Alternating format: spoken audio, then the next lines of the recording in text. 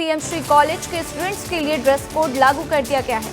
तो हमीदिया कला एवं वाणिज्य महाविद्यालय में नियम लागू किए जाएंगे और 1 अगस्त से इस नियम को लागू किया जाएगा। तो नए ड्रेस कोड को लागू किया गया है और 1 अगस्त से सभी बच्चे नए ड्रेस कोड को पहनकर फॉलो करेंगे। नए ड्रेस कोड में आपको दिखाई देंगे और आपको बता दें कि इन कॉलेजों को विकसित करने के लिए 366 करोड़ रुपए खर्च भी कर सकती है सरकार। तो फिलहाल जो है 366 करोड़ रुपए सरकार खर्च कर रही है और कॉलेजों का विकास कार्य जारी है, जिसमें अब पीएम श्री कॉलेज के स्टूडेंट्स के लिए नए ड्रेस कोड लागू किए गए हैं।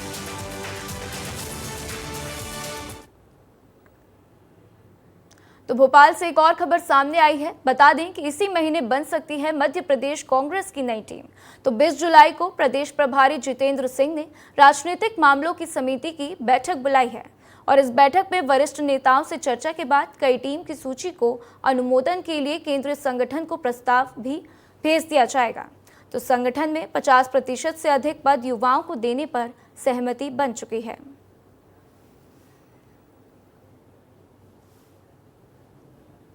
तो इसी बीच एक और बड़ी खबर आपको बता दें, नीति आयोग का केंद्र सरकार ने पुनर्गठन किया है। सबसे बड़े थिंक टैंक का हिस्सा बने एमपी के पूर्व सीएम और साथ ही पदेन सदस्य के रूप में जोड़े गए कृषि मंत्री शिवराज सिंह चौहान। तो राष्ट्रपति की सहमति के बाद से ये अधिसूचना जारी की गई और एनडीए के कई नेताओं को भी थिंक टैंक में जगह दी गई है। तो ये बड़ी अपडेट आपको बता रहे हैं कि सबसे बड़े थिंक टैंक का हिस्सा एमपी के पूर्व सीएम शिवराज सिंह चौहान बनाए गए हैं।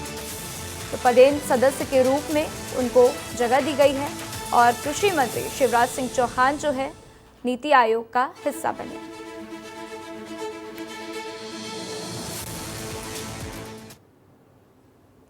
इसी बीच भोपाल से एक और बड़ी खबर आपको बता दें, सीआईएसएफ की भर्ती में फर्जी जाति प्रमाण पत्र से नियुक्ति का मामला सामने आया है। सीआईएसएफ ने मुख्य सचिव को जांच के लिए जानकारी भेजी है। 47 मामलों के जाति प्रमाण पत्र की जांच के लिए पत्र लिखा गया और वेरिफिकेशन में देरी की सीआईएसएफ ने लिस्ट भी दे दी है। तो कई जिलों के कलेक्टरों ने वेरिफिकेशन में देरी की, साथ ही 30 जून तक की मियाद के बाद भी वेरिफिकेशन नहीं किया गया है। तो ये बड़ी अपडेट आपको बता दें कि सीआईएसएफ ने मुख्य सचिव को जांच के लिए जानकारी भेज दी है और सीआईएसएफ की भर्ती में फर्जी जातीय प्रमाण पत्र में नियुक्ति का मामला जो है आपको बता दें कि सामने आया है। तो सीआईएसएफ की भर्ती में फर्जीवाड़ा हुआ है और इसको लेकर हमारे सहयोगी विवेक मेरे साथ फोन लाइन पर जुड़ चुके हैं, उनका रुख करते हैं। विवेक, ये बड़ी अपडेट सामने आई है कि सीआईएसएफ की भर्ती में फर्जीवाड़े का मामला सामने आ रहा है, क्या कुछ जानकारी मिल रही है इसके ऊपर? देखिए राधा, मध्य प्रदेश के करीब 43 ऐसे जवानों की जानकारी को लेकर सीआईएसएफ ने मध्य प्रदेश के मुख्य सचिव को पत्र लिखा है और ये कहा है कि इनकी नियुक्ति में जो जाति प्रमाण पत्र लगाया है उसमें संदेह है। यानी कि कहा जाए कि सीआईएसएफ की भर्ती में फर्जी जाति प्रमाण पत्र लगाने की आशंका उन्हें है और यही कारण है कि मध्य प्रदेश के मुख्य सचिव को पत्र लिखते हुए ये बताया है कि इससे पहले भी साल 2023 में पत्र लिखा, लेकिन कलेक्टर की तरफ से कोई कार्रवाई नहीं की गई है। यानी कि नियुक्ति में जो जाति प्रमाण पत्र लगाए गए हैं उनकी तरफ से कलेक्टर ने कोई रिपोर्ट नहीं दी है। यही वजह है कि फिर से एक बार मुख्य सचिव को पत्र लिखते हुए कहा है कि तय समय के भीतर जल्द से जल्द इस नियुक्ति की जांच के मामले में जाति प्रमाण पत्र का वेरिफिकेशन किया जाए और यही वजह है कि सामान्य प्रशासन विभाग ने मुख्य सचिव के निर्देश पर तमाम सारे सभी कलेक्टरों को ये निर्देश दिए हैं कि 1 सप्ताह के भीतर जांच रिपोर्ट सीआईएसएफ को दे दी जाए। लेकिन एक बड़ी बात है, बड़ी लापरवाही है क्योंकि 30 जून तक का समय दिया जाता है लेकिन फिर भी वेरिफिकेशन नहीं किया जाता। तो इतनी बड़ी लापरवाही कलेक्टरों की तरफ से। विवेक, देखिए देश की सबसे बड़ी जांच एजेंसी सुरक्षा एजेंसियों में शुमार है सीआईएसएफ और उसमें नियुक्ति को लेकर अगर जांच में देरी पाई जाती है तो ये एक बड़ी लापरवाही भी है और क्योंकि मध्य प्रदेश में लगातार इस तरीके की शिकायतें आती रही हैं और सीआईएसएफ ने बाकायदा वो सूची भी दी है कि वो कौन से 47 जवान हैं जिनके जाति प्रमाण पत्र को लेकर पत्र लिखा गया है, लेकिन कलेक्टरों की ओर से कार्रवाई नहीं की गई है। 30 जून तक मियाद थी कि उसकी जांच कर ली जाए, लेकिन सीआईएसएफ के एडीजी की तरफ से फिर से ये जब पत्र 30 सेक्रेटरी को लिखा गया है तो सामान्य प्रशासन विभाग ने सभी कलेक्टरों को पाबंद करते हुए 1 सप्ताह के भीतर रिपोर्ट देने के लिए कहा है। ठीक है विवेक, हमारे साथ जानकारी साझा करने के लिए आपका शुक्रिया। तो 20-21 जुलाई को एमपी के सभी स्कूलों में गुरु पूर्णिमा का आयोजन किया जाएगा। इसके आदेश भी जारी कर दिए गए हैं। गुरु पूर्णिमा उत्सव कार्यक्रम आयोजित किया जाएगा और ये कार्यक्रम पूरे 2 दिन तक चलने वाला है। तो इस कार्यक्रम में गुरु पूर्णिमा के महत्व एवं पारंपरिक गुरु शिष्य की संस्कृति के बारे में बताया जाएगा और प्राचीन काल में प्रचलित गुरुकुल व्यवस्था, साथ ही भारतीय संस्कृति पर निबंध भी लिखना होगा। तो एमपी के सभी स्कूलों में गुरु पूर्णिमा का आयोजन किया जाएगा और इसके लिए आदेश भी जारी कर दिए गए हैं।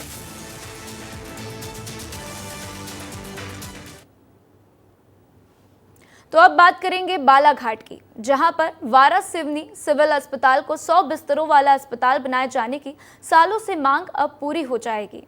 इसके लिए क्षेत्रीय विधायक विवेक पटेल के साथ अधिकारियों ने सिविल अस्पताल में मुआयना किया है। क्या कुछ उनका कहना है, सुनिए।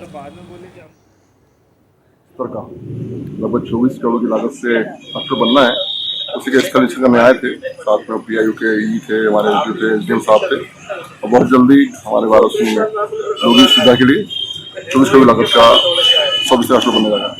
बहुत जल्दी उसी स्कैन गए थे, जब तक कस्टमर न हो तब तक ओपीडी कहाँ लगे, ऑपरेशन थिएटर का हो, वही स्तर तय करने आए थे। वो तय हो चुका है और बहुत जल्दी शीघ्र ही हमारे शहर में सुव्यवस्थित 100 बिस्तर का हॉस्पिटल चालू हो जाएगा।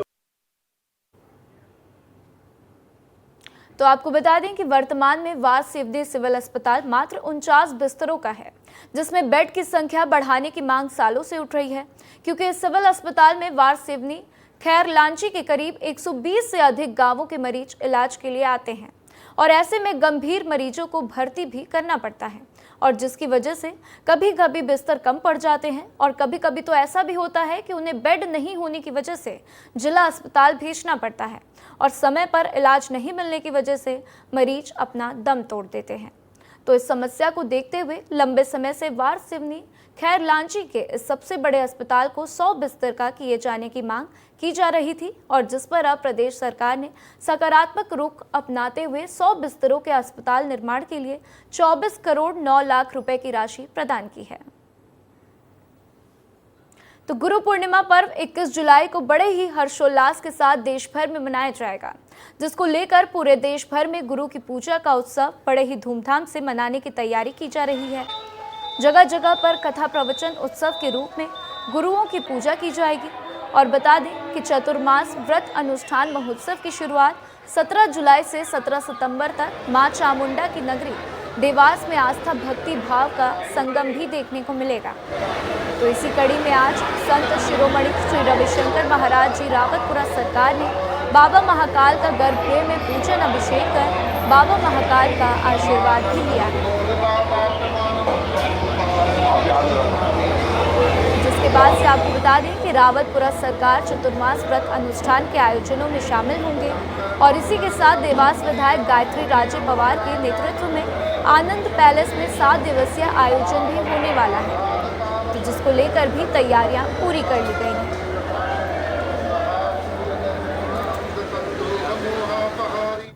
गुरु पूर्णिमा की तैयारियां लगभग जोरों शोरों से चल रही हैं। ऐसे में रावतपुरा सरकार महाराज आज बाबा महाकाल की शरण में पहुंचे और विधि विधान के साथ बाबा महाकाल का पूजन अभिषेक भी किया है। महाराज जी, सनातन धर्म लगातार विश्व में डंका बजा रहा है, क्या कहेंगे, किस प्रकार जागृति फैली है? महाकाल की बड़ी कृपा है कि वे हमें हर साल बुलाते हैं। आज एकादशी का पावन पर्व है। आज से संत लोग, महापुरुष लोग चतुर्मास व्रत अनुष्ठान प्रारंभ करते हैं।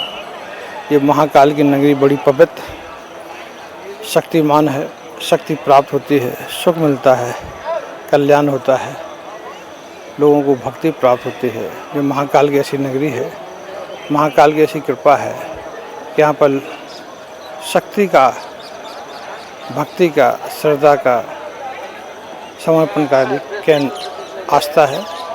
हर साल मैं आता हूँ, हमेशा उनकी कृपा हमारे पर बनी रहे, ऐसी हम प्रार्थना करते हैं। महाराज जी, देवास में माँ की आराधना के साथ वहाँ पर अमृत बरसेगा, 60 दिवसीय आयोजन होने वाला है, किस प्रकार वहाँ पर अमृतमयी गंगा बहेगी?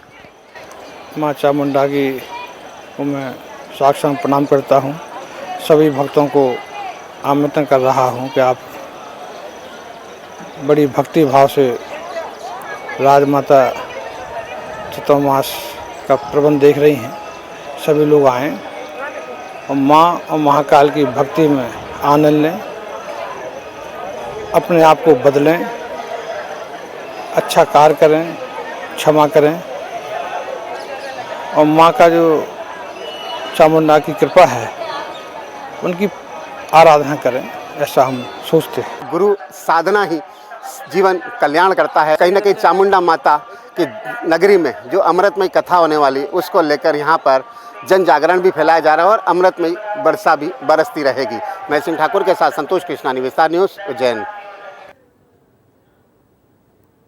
कटनी से एक वीडियो सामने आया है। ये वीडियो एक भालू का है। दरअसल सुबह के वक्त यहाँ के किसानों को एक खेत में काम करते समय भालू दिखा। भालू को देखकर पूरा गांव दहशत में है। सूचना देने पर वन विभाग के अधिकारी कर्मचारी ग्रामीणों के साथ खेतों के जरिए भालू को सर्च कर रहे हैं। ग्रामीणों ने भालू का वीडियो बनाकर सोशल मीडिया पर भी जारी किया है और उसकी तस्वीरें हम भी आपको विस्तार न्यूज़ आपकी टीवी स्क्रीन पर दिखा रहा है। तो वन विभाग के अधिकारियों ने ग्रामीणों को सावधान और सतर्क रहने की सलाह भी दी है।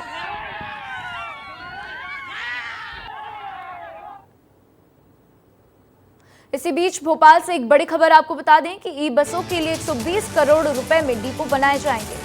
तो नगरीय निकाय ने भेजा है प्रस्ताव और डिपो बनाने के लिए चयनित जगह का प्रस्ताव भेजा गया। तो साथ ही भोपाल समेत अन्य 5 शहरों में शुरू होगी ई बस सेवा और कुल 552 ई बसों का संचालन जल्द ही किया जाएगा। तो ये बड़ी अपडेट आपको बता दें कि ई बसों की सौगात मिलेगी। भोपाल से ये बड़ी खबर है। तो सिर्फ भोपाल ही नहीं, भोपाल के साथ अन्य 5 शहरों में ई बसों की सेवा शुरू की जाएगी। तो कुल 552 ई बसों का संचालन जल्द ही शुरू भी किया जाएगा। तो आइए इस खबर पर ज्यादा जानकारी के लिए मेरे सहयोगी अंचल मेरे साथ फोन लाइन पर जुड़ चुके हैं, उनका रुख करते हैं। अंचल जी, भोपाल को एक बड़ी सौगात, सिर्फ भोपाल ही नहीं, भोपाल के साथ 5 शहरों को ये सौगात मिल रही है और जल्द ही ई बसों का यहाँ पर शुरुआत की जाएगी। क्या कुछ जानकारी मिल रही है? देखिए राधा, बिल्कुल नगरीय निकाय से ये प्रस्ताव भेजा गया है। 120 करोड़ रुपए की लागत से डिपो बनाए जाएंगे ई बसों के और 500 और 550 से ज्यादा बसें भोपाल सहित 5 अन्य शहरों में चलाई जाएंगी, क्योंकि अब हम सोलर एनर्जी की तरफ बढ़ रहे हैं और ई बसों और ई वाहनों का दौर शुरू हो रहा है। 2027 तक ये लक्ष्य भी रखा गया है। नितिन गडकरी जी ने इसकी शुरुआत की थी नागपुर में और दिल्ली जैसी जगहों पर ये बसें चल रही हैं। तो प्रदेश में भी इसकी शुरुआत हो रही है और इसके बाद निश्चित रूप से जो अन्य शहर हैं जहां पर आवागमन के साधन या नगर बस सेवाएं चलती हैं, वहां पर भी ये सुविधाएं शुरू होंगी जल्दी। राधा, ठीक है अंचल, हमारे साथ जानकारी साझा करने के लिए आपका शुक्रिया।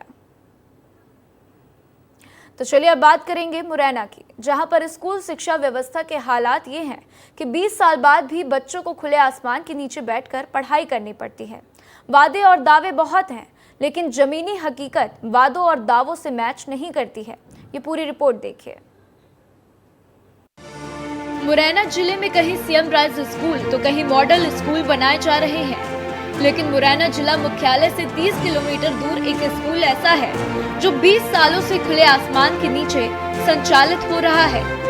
ये स्कूल साल 2014 में नवीन प्राथमिक विद्यालय हनुमंतपुरा के नाम से शुरू कराया गया था, जिसके भवन निर्माण को लेकर जनप्रतिनिधियों में गंभीरता नहीं दिखाई थी। जिले में 2 माध्यमिक और 78 प्राथमिक स्कूल हैं, जिनके पास खुद के भवन नहीं है और यही वजह है कि शिक्षक अपनी व्यवस्था के हिसाब से बच्चों को पढ़ा रहे हैं। कहीं पेड़ के नीचे तो कहीं खुले में बच्चों को पढ़ाया जा रहा है। बारिश के मौसम में तो हाल ये हो जाते हैं कि शिक्षकों को स्कूलों की छुट्टी करनी पड़ती है। भी बंदी है, बरसात में चारों तरफ खेत है, कीड़े मकोड़े का भी हो जाते हैं, तो कभी शिकायत नहीं की ऐसी? सर हमने लिख के दिए। 20 साल से स्कूल चल रहा है, 20 साल से इसी तरीके से चल रहा है, तो ये तो बड़ी लापरवाही है। जिले के पूरा गांव में पिछले 20 सालों से बच्चे पेड़ के नीचे बैठकर पढ़ाई कर रहे हैं। तब से लेकर आज तक इस स्कूल के लिए बिल्डिंग की मंजूरी नहीं मिल सकी। बता दें कि स्कूल में 20 बच्चे हैं और 2 शिक्षक हैं, जो बच्चों को खेतों और पशुओं के बीच पढ़ने को मजबूर करते हैं। बिल्डिंग निर्माण के लिए जिला शिक्षा केंद्र से प्रस्ताव शासन को भेजा गया था, लेकिन यहाँ से राशि मंजूर नहीं हुई, जिसके चलते स्कूल भवन का निर्माण भी लटक गया और हाथ से आश्वासन ही लग रहा है। इस प्रकार के जितने भी स्कूल्स हैं, हम लोगों ने बारिश के पहले ही उनकी लिस्टिंग कराई थी, जहाँ पे इस प्रकार की संभावना है। आज भी जो टीएल बैठक हुई है उसमें एक पर्टिकुलर स्कूल की चर्चा भी हुई थी, जहाँ पे सुधार कार्य हो गया है। प्राथमिकता ये है कि कहीं पे भी जनहानि जैसी संभावना ना बने क्योंकि जहां बड़े एस्टिमेट है उसमें हम लोगों को थोड़ा राशि उपलब्धता की भी पहले प्रबंधन करना होगा, लेकिन तात्कालिक रूप से किसी भी प्रकार की दुर्घटना ना हो उसके लिए संबंधित निकाय के माध्यम से हम लोग रिपेयर वर्क इसमें करा रहे हैं। यूं तो एमपी की सरकार बच्चों की पढ़ाई के लिए तरह तरह की योजनाएं लेकर आती है, लेकिन प्रदेश में आज भी ऐसे स्कूल्स हैं जहां पर बच्चों को पढ़ाई के लिए क्लासरूम भी नसीब नहीं हो रहा है। स्टूडेंट्स को पेड़ के नीचे बैठकर पढ़ने पर मजबूर होना पड़ता है। ऐसे में ये देखना होगा कि आखिरकार बच्चों को पढ़ने के लिए छत कब तक नसीब होती है। मनोज उपाध्याय की रिपोर्ट, विस्तार न्यूज, मुरैना। तो प्रशासन दावे और वादे तो बहुत करती है, लेकिन फिलहाल जो स्कूलों की स्थिति है, जो बच्चों की स्थिति है, इसको देखने के बाद ये बेहद जरूरी है कि प्रशासन कुछ कड़े कदम उठाए। तो चलिए अब आगे बढ़ते हैं और बात करते हैं इंदौर की। इंदौर के पंजाब नेशनल बैंक में जो बीते दिन लूट की वारदात को अंजाम दिया गया था, उसमें बड़ा खुलासा हुआ है। आरोपी के करीब तक पुलिस पहुंच चुकी है और आरोपी की शिनाख्त भी हो गई है। तो लुटेरा एक एक्स आर्मी मैन है, उसके पास एक लाइसेंसी बंदूक भी है और वे चंबल इलाके का रहने वाला बताया गया है। तो पुलिस ने पैसा, बरसाती और बाइक फिलहाल जब्त कर ली है। तो विस्तार न्यूज संवाददाता पुनीत विजय वर्गी ने कमिश्नर राकेश मिश्रा से खास बातचीत की है, सुनिए।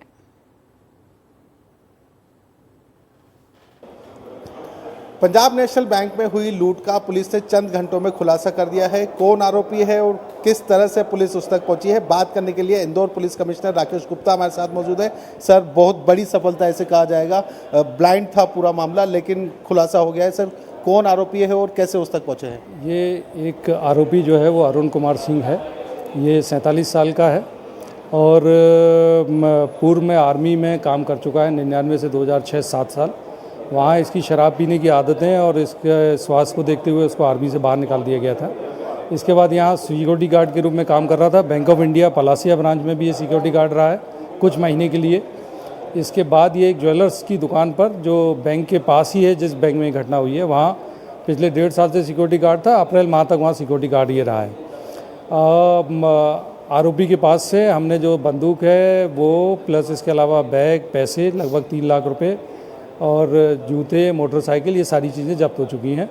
और जहाँ तक पहुँचने की बात है वहाँ लगातार हमारी टीमें पूरी रात सीसीटीवी कैमरे को हम लोगों ने तलाशा है और पूरी रात कैमरों को देखने के बाद हम एक स्थान पर पहुँचे जहाँ उसकी लोकेशन आनी बंद हो गई।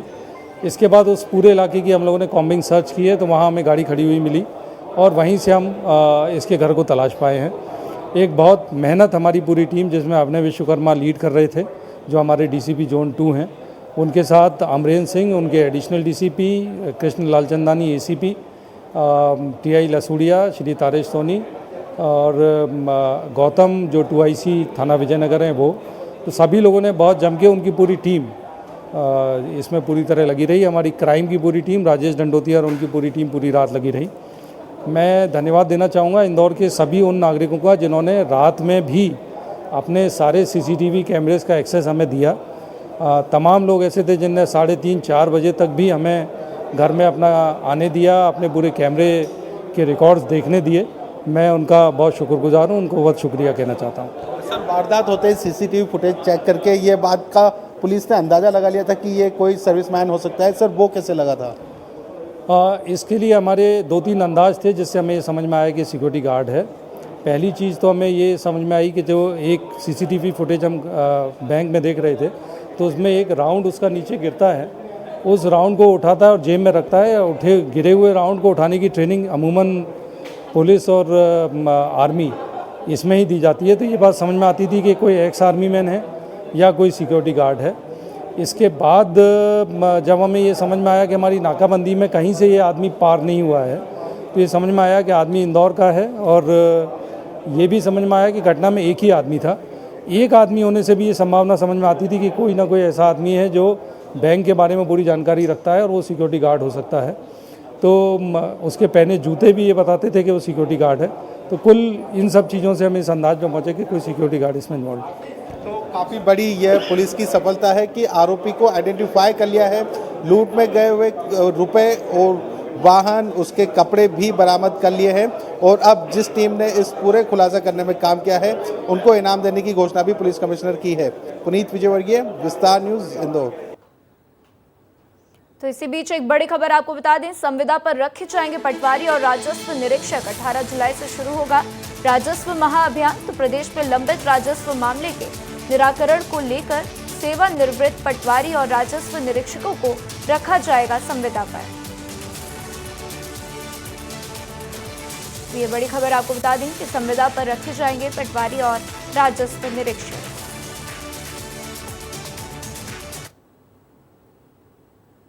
तो भिंड जिले में 2 अलग अलग जगह संचालित मिनरल वाटर फैक्ट्रियों पर खाद्य विभाग की टीम ने छापेमार कार्रवाई की। तो वहीं चौंकाने वाला मामला सामने आया, जहां इन फैक्ट्रियों पर नकली बिस्लरी समेत कई ब्रांडेड कंपनियों के हुबहू स्टिकर पानी की बोतलों पर लगाकर उनमें मिनरल वाटर फैक्ट्रियों पर पैक किया जा रहा था और बाजार में धड़ल्ले से बेचा भी जा रहा था। तो जिस पर कार्रवाई करते हुए खाद्य विभाग की टीम ने मौके से 4500 खाली बोतलें तो साथ ही फर्जी एड्रेस लिखे हुए ब्रांडेड कंपनियों के स्टिकर भी बरामद किए हैं। तो साथ ही फैक्ट्रियों से मिनरल वाटर के सैंपल लेकर दोनों फैक्ट्रियों को सील भी कर दिया गया है।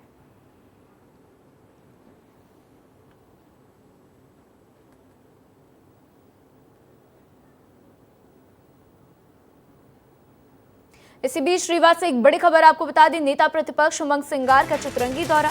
तेंदुआ गांव में दलित युवक के परिजनों से मुलाकात करेंगे और साथ ही उपनेता प्रतिपक्ष हेमंत कटारे भी इस मौके पर मौजूद रहेंगे। तो भाजपा मंडल अध्यक्ष पर दलित युवक को गोली मारने का आरोप है। तो पुलिस ने भाजपा के मंडल अध्यक्ष को गिरफ्तार भी कर लिया है। तो मध्य प्रदेश के नेता प्रतिपक्ष उमंग सिंगार आज चितरंगी के तेंदुआ गांव में दलित युवक की हत्या के बाद परिजनों से मुलाकात करेंगे।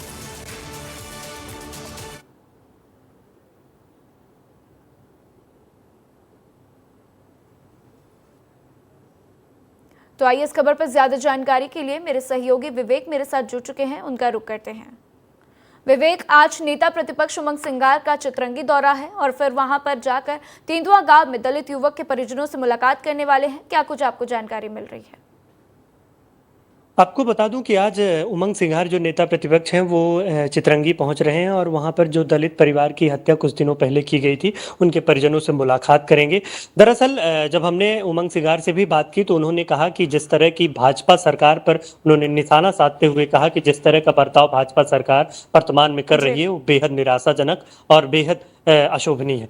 क्योंकि कुछ दिन पहले आपको बताएं कि एक मामला हुआ था जो सिंगरौली के चितरंगी में एक युवा मोर्चा के अभिषेक पटेल जो मंडल अध्यक्ष है उसके द्वारा एक दलित आदिवासी युवक की गोली मारकर हत्या कर दी गई थी। इसके बाद ये मामला पूरी तरह गरमाया था।